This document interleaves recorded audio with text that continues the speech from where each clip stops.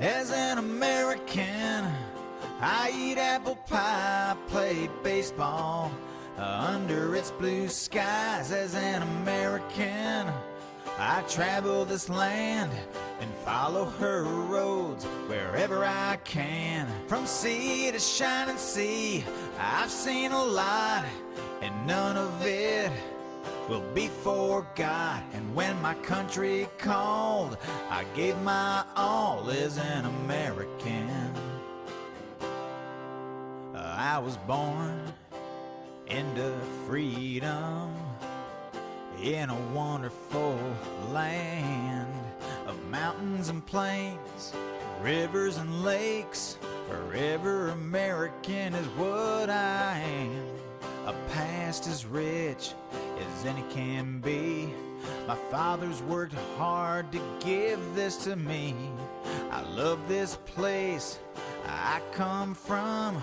To live another way I cannot foresee. As an American, I eat apple pie, play baseball under its blue skies. As an American, I travel this land and follow her roads wherever I can. From sea to shining sea, I've seen a lot, and none of it will be forgot. And when my country called, I gave my all as an American.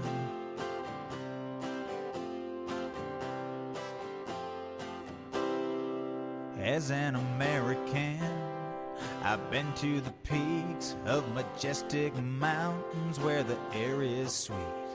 I've watched the eagle as it soars in beautiful skies that just can't be ignored. And by this country I'll always stand, for freedom and liberty for every man.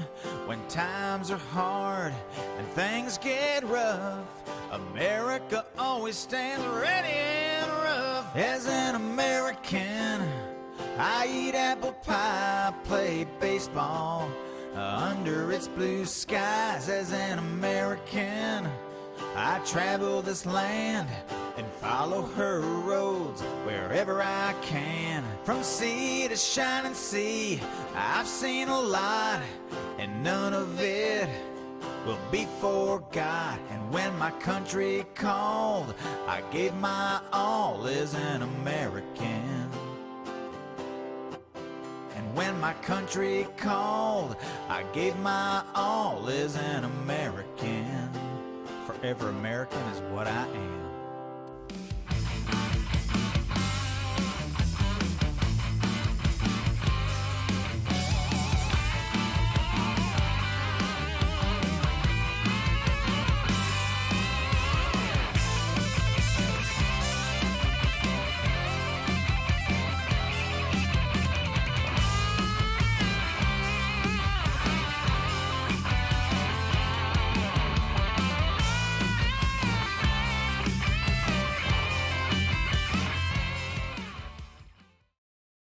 Hello, everyone.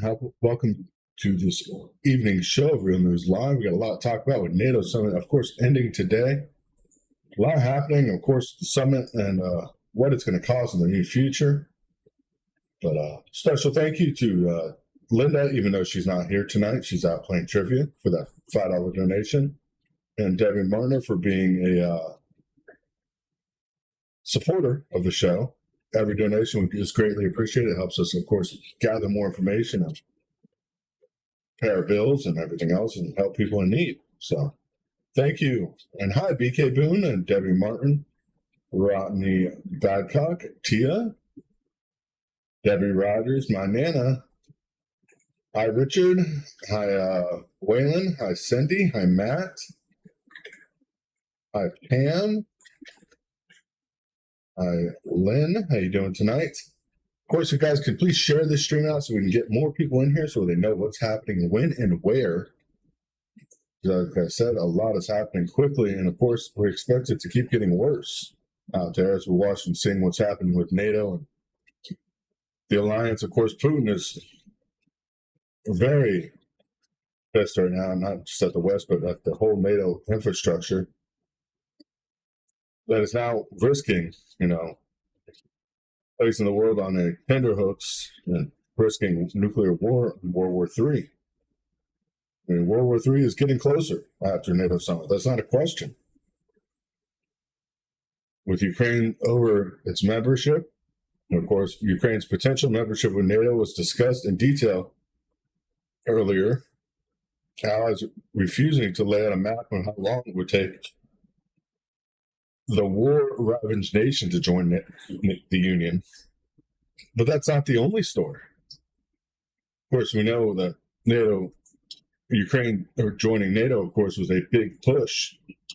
But Ukraine did win G7 security pledges. And a clear path for membership remains. This is very troubling, especially when we know cluster munitions have been sent to Ukraine, possible chemical weapons. This is going to be a huge problem going on fighting, especially after Biden was an idiot. I cannot believe anybody or any country would ever admit that they don't have enough to go to war themselves, but announcing we have not enough artillery shells, 155 shells, to actually fight a war ourselves right now.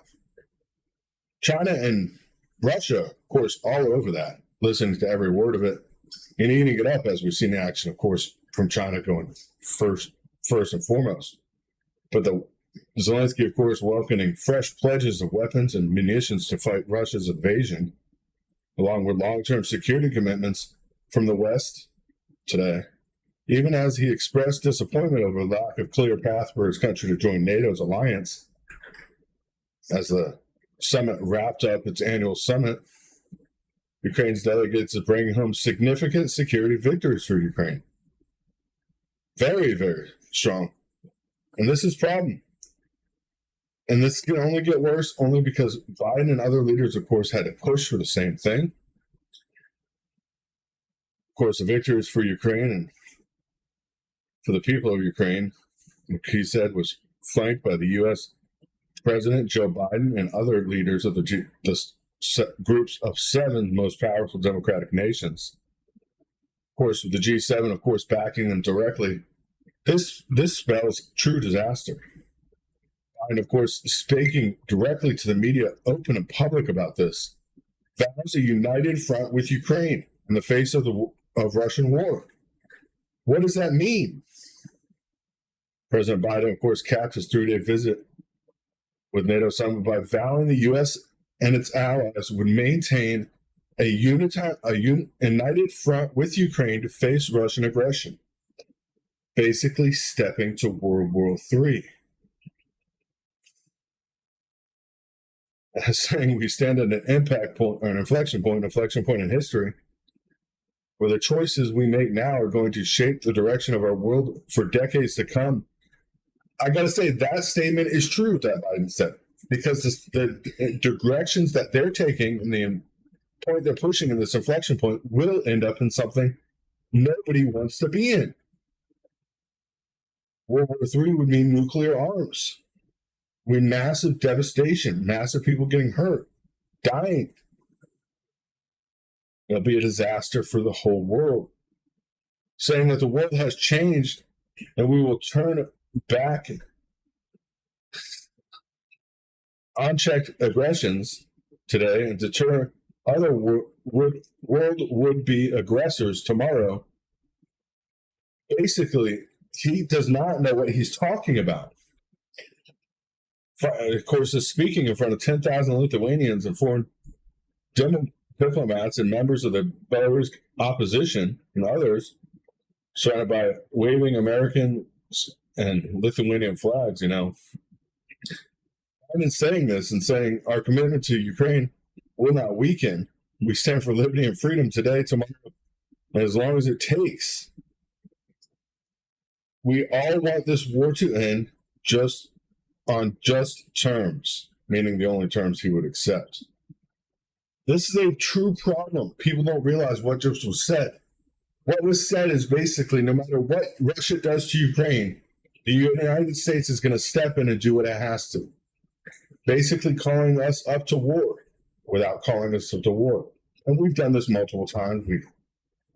Iraq, Afghanistan, Vietnam. How many times do we fight full-scale battles and never declare a war? Of course, he declares war, then he has to go and get Congress to agree with him on this. He can't do that on his own. Saying our unity will not falter. We're sending weapons that are disgraced in over 100 countries. Ukraine being one of the countries that has signed this opposition to cluster munitions. But yet we're sending them to Ukraine. It looks like the Democratic Party wants us at war. I wonder why. I mean, we've seen the corruption and everything coming out about the Biden family, and it's one thing after another.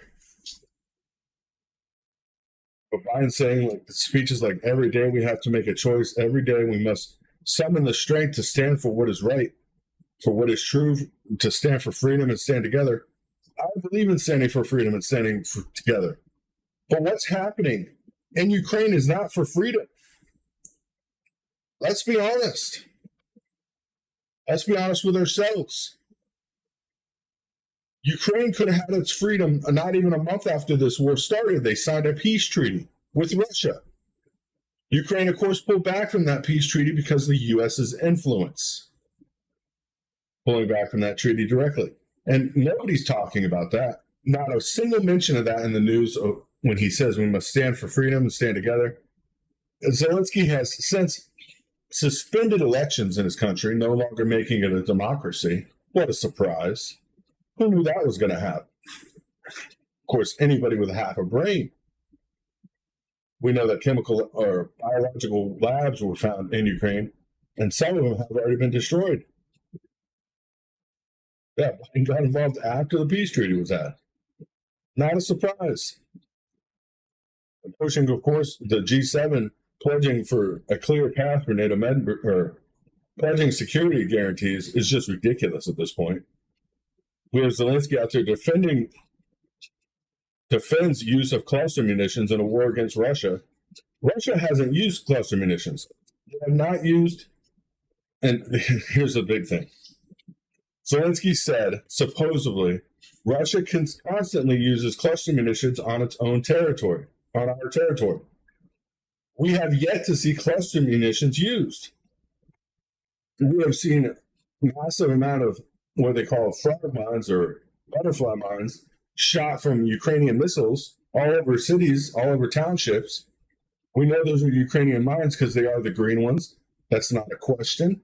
Ukraine says that they're not theirs. We know they are. We may act like or say other things, but we know whose they are.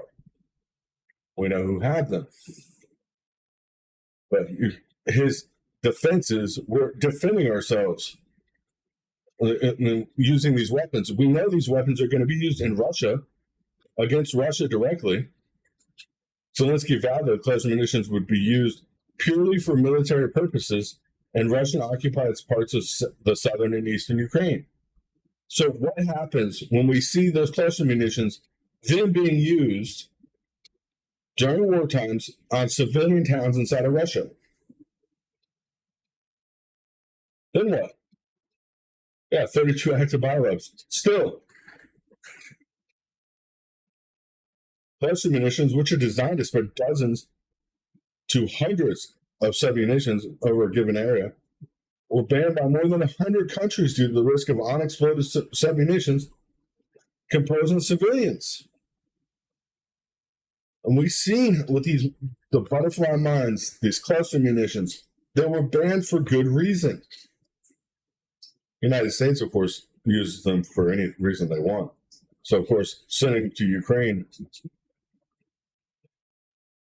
claiming that Russia used them against them, it's like saying, he pulled my hair first, man. You know, it's having two kids fight, using an excuse it doesn't matter. There's no excuse for it. It's not a necessary choice. Nobody told us we had to give any munitions. Of course, Blinken, of course, told MSNBC, we didn't want to do it. We didn't do it. Then we had they would, if we didn't do it, then they would run out of ammunition. That's what Blinken told them. If they run out of ammunition, then they would be defenseless, supposedly. Like I said over and over again, this is not going to get any better, and it's getting worse. Of course, we're waiting to see what's going to come out of these direct meetings with NATO leaders after, of course, the NATO meeting. Zelensky, of course, meeting directly with NATO leaders tonight. So we'll see what happens after that. We don't know what's coming out of that yet, but hopefully we'll find something out. China's already pulled up, ready to go. China launched back at NATO, and it wanted to protect its rights. Beijing, of course, accused NATO accusations that China challenged the bloc's interest in security. Okay, whose security? I want to know, whose security are we protecting? Because we're setting up massive amount of military bases around China, not around any specific other country, around China itself.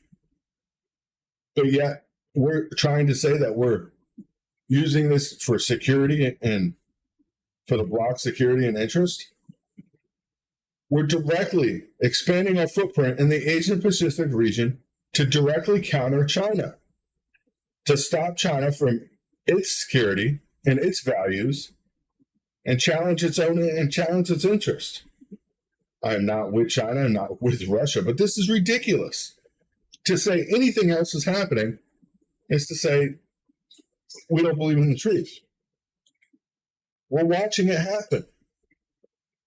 We're being overambitious, and we're not sticking to the policies that we wrote ourselves. Of course, the one China policy claims that Taiwan is part of China. We can't even believe in that. Yeah, Zelensky is a ridiculous traitor. He's been, let's be honest. The Biden family's been corrupt and in Ukraine for way too long. Whatever Zelensky has on Biden, he's going to get whatever he wants out of him. And if that means sending nuclear weapons to Ukraine for Ukraine to use them on Russia, Biden's going to do it. If you don't believe me, this is happening. We can't say this isn't happening. We're watching in the military buildup around China. Of course, saying that we condemn China's threats to Taiwan. Taiwan is part of China. We agree with that. We, of course, agree with one China policy. We're spreading tensions. We rely on China heavily for almost everything we do. And we've seen that during this last heat wave. Loss of our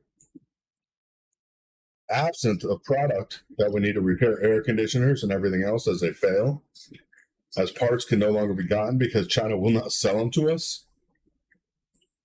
Today, of course, China decided to do something to make sure people noticed. China sending multiple Navy ships and a large group of warplanes, including fighter jets, bombers, towards Taiwan, saying before its annual military exercise armed at defending itself against possible invasion, because, of course, Taiwan plans on doing that. China People's Liberation Army sends 38 warplanes, 8 naval vessels around the island between 6 a.m. I mean, China, and then another 30 planes flew in, which included J-10s and J-16s. I mean, this is crazy. We're watching it start. Yeah, that's another thing. Taiwan, of course, has to get minerals from somewhere. Nobody talks about rare earth elements and where they come from and who mines them. China owns 90% of rare earth elements mined. 90%. It's going to affect us. It's going to affect us in the worst way possible. Everybody takes it like a joke. Everybody makes it look like it's no big deal. Our media doesn't talk about the real issues. They talk about silly little problems that don't really make any issues or problems or cause any problems for us. But they want to talk big. I have a big game. This big game is going to end up with big problems for us. NATO even being involved with Ukraine during this NATO summit was a ridiculous and maddening thing to start with. We knew what would happen. We knew it's going to be a tinderbox. We knew, of course, it would push Putin closer to ever for his nuclear obliviation. He claimed nuclear. This is what Putin claimed that nuclear obliviation faced the planet with World War III a certainty of happening. I mean, what does Russia have to lose at this point? They're isolated from all other nations besides China. We pushed them to that. Watching Saudi Arabia and the now Arabic Peninsula, or all the Arabic nations, all now joining fold with China and Russia, all the major oil nations. We're watching as these security guarantees to Ukraine, and if they encroach on the security of the Russian Federation, I guarantee, and it won't be ignored this time, that international principles will be taken account for. Russia will act. And they won't act out of need or necessity. They'll act out of making sure their people understand that they're not going to let it go away and lying down. I mean, China just beat everybody today with a new technique of missile launch, liquid methane rockets. China beat all rivals successfully in launching the first methane liquid rocket today or yesterday. Above SpaceX, above any other company, well beyond the U.S. government. Watching China, of course, excel not just in space and the naval and their military and their air force. China's excelling in all those. So we got to watch what's happening. We got to watch what's happening. Yeah, the world's closing in on the U.S. And it's closing in on us because we're being held with leverage of some kind. Sad to say. Sad to say that this is the America we live in now. An America that's no longer the greatest nation in the world. No, not even close. Where we can no longer stand up and say, we have the power to defend ourselves. Look at China, or not just China, Canada. Just north of us, a country that was once independent and truly believed in its independence is now being the same way. It's just letting itself get pushed apart. It's happening everywhere. I mean, God bless America, but geez, we got to get some strength in us. We have to get some strength. We have to stand up. We have to unite. We have to stop our government from just throwing what we want in the toilet, throwing our Constitution away, throwing our nation away, our military. We're still spending the same amount of money, but our military is getting worse and worse every day. Yeah, it's the videos that the other videos that we're seeing where different heads of different countries are talking about Biden being a joke. Some of those countries are NATO nations. Hungary, Germany, Poland are NATO nations, and they all call Biden a joke and saying that America is no longer allowed to tell them what to do or how they should act. We're being called out by these nations. It's not surprising. We're watching everything fall apart. We're watching our country fall apart. It's not a surprise. Thank you guys for joining us tonight. I know, once again, kind of short, but all we can talk about is what's happening in I'm waiting for the other shoe to drop. I am truly waiting. We've seen more movement of military, of course, Ukraine moving massive amounts of, or not Ukraine, but NATO moving massive amounts of troops to the NATO border with Russia. Of course, nobody's talking about that either. So this could happen at any time.